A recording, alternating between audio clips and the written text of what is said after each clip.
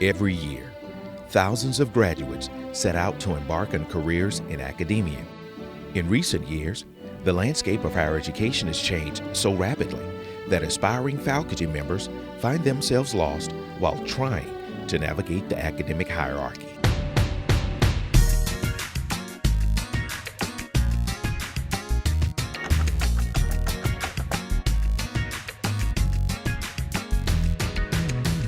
In today's climate, institutions are looking for a lot of different ways to have revenue sources to support the main mission of the institution, which is education. So research becomes a viable way for colleges and universities to have the revenue they need to have a full university experience. So even for a small institution like Dillard University, according to Washington Monthly, for national liberal arts institutions, we were #2 in terms of research dollars, which was major for us. And so that gives us an opportunity, to provide resources for the entire campus, as well as provide additional opportunities for faculty and students to engage more deeply in a different subject matter. So I think it's an important part of what we do. Research is a vital part of the higher education experience. Arguably, research is the most important component to a university's academic credibility and financial survival. Research stimulates critical thinking, encourages experimentation, and promotes intellectual accomplishment. Research should be a high priority of all faculty members. Publishing research in the form of technical reports, journal articles, and book chapters is imperative to junior faculty pursuing a long-term career in academia. Within the 21st century, new and innovative research opportunities are becoming more available. It is important that we, as junior faculty, take advantage of these opportunities. Publishing your research not only showcases your work, but it gives credibility to you, your research team, and the university where the research was conducted. Do the things that can count. Research papers become a count. Research presentations become a count. Research products become a count. And so those things are the things that people count, that have value. And if you're going to be valuable, then you got to have those things that count. Mentorship. Effective mentors share knowledge in ways that genuinely encourages growth, enthusiasm, and commitment. Finding and appreciating opportunities for mentorship can help nurture intellectual awakening amongst newly minted faculty members. There are different types of mentors for different aspects of your experience as an educator. So as you're thinking about mentoring, line it up with the 3 primary things that all assistant professors are supposed to be about: teaching, research, and service.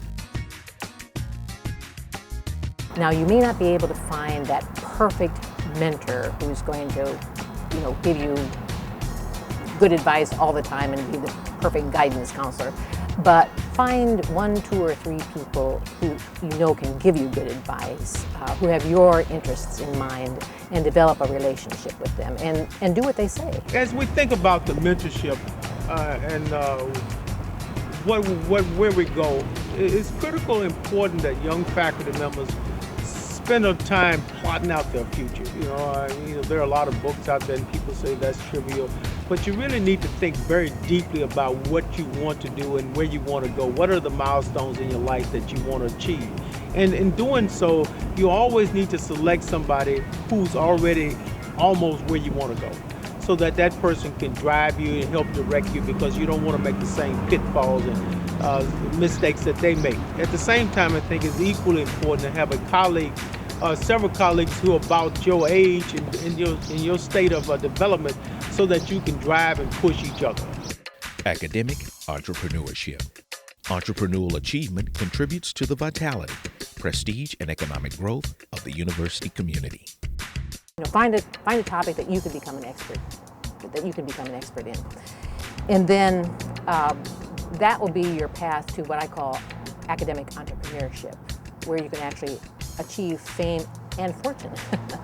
Because you can write books about this topic, you can be asked to give presentations about this topic, the media will call upon you, which again just furthers your reputation as an expert on this topic. In our line of business and academia, it's important that you also kind of establish your own individual brand. And so through your research, through the things that you've done at the institution, you kind of carry that off into really making yourself even prosperous beyond this place by doing things that you're very familiar with, but also serving the people in your particular community with a certain need that you specifically have. Funding. As many states struggle to fund institutions of higher learning, securing funding for academic programs has become a highly competitive process. In terms of funding agencies, there are opportunities to bid on different projects. Sometimes you're going to be contacted based on the work that you've done and your expertise. So that works a lot of different ways. And so we really sort of sit down and look at agencies, and you try to really align your priorities with an agency and what their focus, and that changes a lot. So one of the things people are going to have to look at, I've been talking to several foundations, they have new people come in and they're deciding that they're going to do different things in terms of their funding priorities. So you have to always be aware that priorities 5 years ago might not be the priorities now, and make sure you align those. And there are going to be some agencies where now might not be a good time to get funding from them. The same is true with individual agencies. What are their priorities and how do you align those? And people want to make sure they're getting the most bang for their buck. Tenure. Obtaining tenure is often the ultimate goal of professors. Given the number of applicants versus tenure-track positions, this can be a daunting task. Many new and aspirant faculty members lack a clear understanding about the laborious nature of the tenure and review process. My first bit of advice for an aspiring faculty member is get tenure. Figure out what it is and make sure you're very clear about what it takes to get tenure at your institution. Tenure here at Southern University, our tenure application really requires that you do a certain amount of research as well as outreach and community service. Therefore, doing that research, disseminating that research at conferences through papers and journals is very important just to get to that stage of tenureship. Across most disciplines, okay, they're probably what we call the baker's dozen. So traditionally, the baker's dozen is 12 publications over the course of tenure tends to be what you need to be able to be nationally competitive. Now, different institutions have different expectations, and 12 publications translates into 2 publications a year over the time of your tenure review. Over the next decade, you're going to have more and more conversation about tenure just in this economy, and people are going to look at it differently. There have been some conversations at some major institutions about not even having it as a process anymore because things are changing so rapidly. And so that's one of the things that we look at as well. But you know, for me, it's going to be more of a premium on, are you an effective teacher in the class? Are you mentoring as well as doing your research, because your research really should inform your teaching.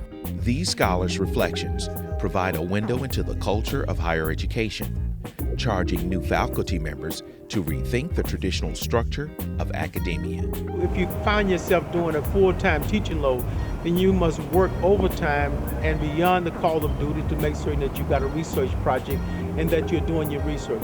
Because as you move from institution to institution, what's going to give you reputation is what have you published, what is your area of expertise, not how well you taught, but how well you've done research and contributed to the literature and to society's well-being. The rules from 10 years ago aren't the rules now. And people have to get their mind wrapped around that. Higher education is notoriously conservative. So people want to resist the world around them and think we exist in some little bubble. That's not gonna work. So to be able to navigate it means you understand, and I think the people who are gonna be best are those who understand what's happening in the wider world, and they know how to navigate that, and they can apply that on the campus. And the people that figure that out will be successful. The academic environment has changed considerably in the last 20 years. The responsibility is now on scholars to capitalize on opportunities to sell themselves as authors and innovators. Individuals that relish opportunities to become an expert in a given field, learn to teach competently, and enter into scholarly discourse through publications will successfully move through the ranks of the academic hierarchy.